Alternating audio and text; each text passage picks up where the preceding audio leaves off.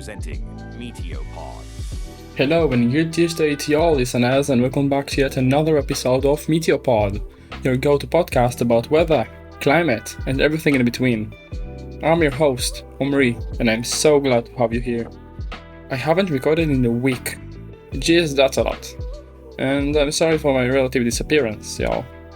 I have an important notice to get you updated about. From this episode on, I'll be using a different episode layout. Instead of talking about many small topics, I'll choose two main topics for each episode, and talk about them. This way, we'll be able to cover much more area on one topic, and refrain from talking on 50 small topics. You're more than invited to leave your suggestions for topics, and I'll gladly read them. Without any more breakpoints, we shall begin. Our first topic will be the Pacific Hurricane Uptick. Let me paint you a picture of what's happening right now in the Eastern Pacific. Just 7 days ago, we were looking at relatively quiet tropical waters. Today, we are tracking multiple active systems, including our first hurricane of the season, with more disturbances brewing on the horizon. This isn't just unusual timing, this is the kind of explosive early season development that historically signals a very active hurricane season ahead. Here's what we're dealing with. Tropical Storm Alvin kicked things off as our season's first named storm just last week. While Alvin remained well offshore, never threatening land directly, this system packed a punch that Mexico's southern coastal communities felt in a big way. We're talking about torrential rainfall that turned streets into rivers and sent water cascading through communities that were already dealing with saturated ground conditions from previous weather systems. But Alvin was just the opening act. What happened next is what has meteorologists across the Pacific Basin sitting up and taking notice. Hurricane Barbara was brief but significant. Hurricane Barbara formed with remarkable intensity, reaching Category 1 hurricane status in record time for this early in the season. Now, Barbara stayed well away from any populated areas, and that's the good news. But here's what's significant about Barbara's development. The ocean temperatures and atmospheric conditions that allow this system to strengthen so quickly into hurricane status are indicative of a very energetic oceanic environment. When we see a storm like Barbara reaching hurricane intensity this early in the season, it tells us several important things about the current state of the Pacific. First, sea surface temperatures are running significantly above normal for this time of year. We're looking at water temperatures in the 80 to 82 degrees Fahrenheit range across large swaths of the Eastern Pacific. That's the kind of thermal energy that acts like a high-octane fuel for tropical development. Second, the atmospheric pattern that allowed Barbara to organize and intensify suggests we are looking at favorable upper-level conditions. In meteorological terms, we are seeing relatively low wind shear. That's a difference in wind speeds and directions at different altitudes. When wind shear is low, tropical systems can develop that classic rotating structure more easily. They can maintain their strengths as they move across the ocean. Barbara's brief but intense life cycle is a warning shot. It's telling us that when conditions come together this season, storms are going to have this potential to intensify rapidly.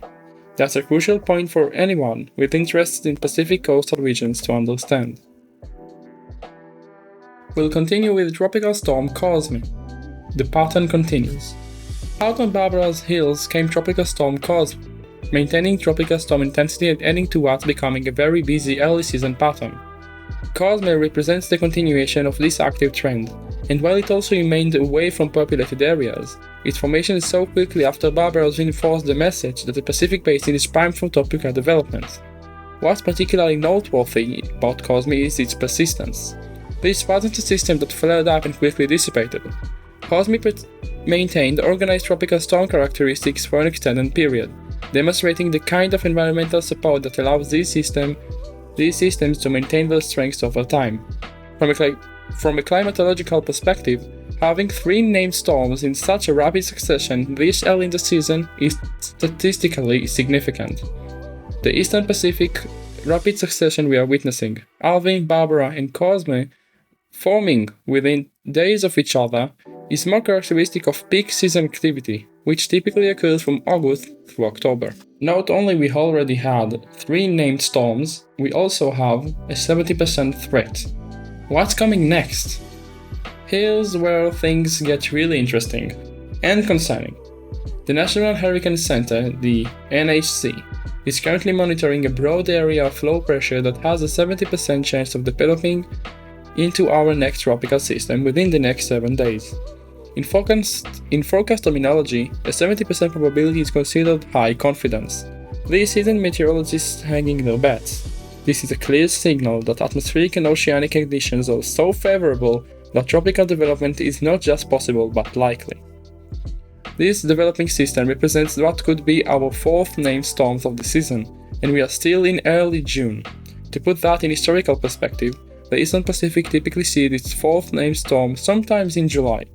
We are running about a month ahead of the typical seasonal timeline. The location of this developing disturbance is also worth noticing. Current satellite imagery and weather models are indicating development in the same general region where we've seen the previous systems form, an area of the Eastern Pacific where sea surface temperatures are running 2 to 3 degrees above normal. That temperature differential might not sound like much, but in tropical meteorology, it's huge. Those extra degrees of ocean heat represent an enormous amount of additional energy available for storms development and intensification.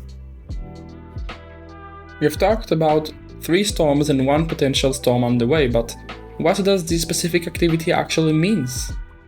First, it's a strong indicator that we're looking at what could be a very active Eastern Pacific hurricane season. The rapid succession of early season development, combined with the favorable oceanic and atmospheric conditions we're observing, suggests that the basin is going to remain active throughout the traditional peak month. For coastal Mexico, the early activity serves as a crucial reminder that hurricane preparedness isn't something to pull off until later in the season. The communities along Mexico's Pacific coast, from Baja California down through Chiapas, need to be thinking about their hurricane plans now. We have already seen how Tropical Storm Alvin, despite remaining offshore, was able to bring significant rainfall impact to coastal communities. As we move deeper into the season, the probability of systems making closer approaches to land increases significantly. For the broader Pacific region, including potential impacts on shipping lane, fishing operations, and maritime activities, this level of early season activity means elevated awareness and preparation are essential. Tropical systems don't have to make landfall to create significant impacts. High seas, dangerous surf conditions, and altered weather patterns can affect maritime operations hundreds of miles away from a storm center. There's also a larger climate signal embedded in this specific activity. The rapid early season development we are witnessing is consistent with climate patterns that favor increased tropical activity. This includes warmer than normal sea surface temperatures, which are linked to broader oceanic patterns, and atmospheric circulation patterns that are creating favorable conditions for tropical development. For anyone with interests in the Pacific coastal regions, whether you're a resident, have vacation plans, or conduct business in these areas, the early season activity we are witnessing should serve as a clear signal to review and update hurricane preparedness plans. The communities along Mexico's Pacific coast need to be particularly vigilant. We have already seen how systems that remain well offshore can still produce a significant rainfall impacts. As we move deeper into this season, the probability of closer approaches and potential landfalls increases substantially. Hurricane preparedness isn't just about having supplies on hand, though that's certainly important. But it's about understanding your risk, knowing your evacuation routes, having a communication plan with family members, and staying informed about the developing situation. If you are in a coastal area, now is the time to identify your nearest evacuation shelter, understand storm surge risk for a specific location, and ensure you have multiple ways to receive weather information. For those with travel plans to Pacific coastal destinations, staying flexible and informed is crucial. Early season activity like this we are seeing often sets the stage for an active peak season. That doesn't mean you should cancel your plans, but it does mean you should be prepared to adjust them based on evolving weather conditions. The maritime community, including commercial shipping, fishing operations, and recreational boating, needs to maintain heightened awareness. Tropical systems affect ocean conditions far away from their centers, creating hazardous seas and dangerous conditions for marine operations. Our second topic for today will be the persistent storm line in the deep south and southern plains that we have seen affecting many people over the last few weeks. This isn't your typical spring severe weather pattern that moves through and clears out. No, we're looking at a quasi-stationary setup. Meteorologists speak of a weather pattern that's essentially stuck in place, that's been generating one severe weather threat after another. It's like having a severe weather assembly line that just keeps churning out dangerous storms. To understand what's driving this persistent severe weather, we need to look at the larger atmospheric pattern that's become established over the southern United States. We've got a slow-moving weather system, a combination of upper-level disturbances and surface boundaries that created perfect conditions for repeated severe thunderstorm development. Here's the setup. We have a broad area of low-pressure aloft positioning over the western United States, with a corresponding high-pressure ridge building over the eastern states. This pattern is funneling abundant Gulf of Mexico moisture northward into the southern states, while simultaneously providing the upper-level dynamics needed for severe thunderstorm development. The surface pattern is equally important. We've got a slow-moving or stationary front draped across the region, serving as a focus for thunderstorm initiation. South of this front, we are seeing dew points, a measure of atmospheric moisture, climbing into the upper 60s and lower 70s Fahrenheit. Those are impressive moisture values that provide tremendous amounts of energy for thunderstorm development. Temperature contrasts across these fronts are also significant. North of the boundary, temperatures are running in the 70s and low 80s, while south of it, we are seeing readings well into the 80s and even low 90s in some areas. This temperature differential creates instability, the atmosphere tendency to support vigorous vertical motion, which is the fundamental reverse of severe thunderstorm development. These storms also pose multiple hazards. This persistent southern pattern isn't just producing one type of severe weather, it's generating the full spectrum of severe thunderstorm hazards. We are dealing with large hail, damaging winds, flooding rainfall, and tornado threats, often occurring simultaneously across different parts of the region. Let's start with the hail threat, because what we are seeing is particularly noteworthy. Multiple storms in this pattern have produced hail of golf ball to baseball size. That's 2 to 3 inches in diameters. When you're talking about hail that size, you're dealing with ice missiles that can cause serious injury, shatter windows, dent vehicles beyond repair, and cause significant agricultural damage. The atmospheric conditions supporting these hail productions are impressive from a meteorological standpoint, but terrifying from a public safety perspective. We are seeing CAPE values, convective available potential energy, which measures atmospheric instability, regularly exceeding 4,000 joules per kilogram across the region. Values above 2,500 are considered favorable for severe weather. Values above 4,000 indicate an extremely unstable atmosphere, capable of supporting supercell thunderstorms with intense updrafts. These intense updrafts are what allow hailstones to grow to such large sizes. In a supercell thunderstorm, hailstones can be cycled up and down through the freezing level multiple times, adding layer after layer of ice with each cycle. The stronger the updraft, the larger the hailstones can grow before they become too heavy to be supported and fall to the ground. We cannot ignore the wind damage. The wind threat from these storms has been equally impressive and dangerous.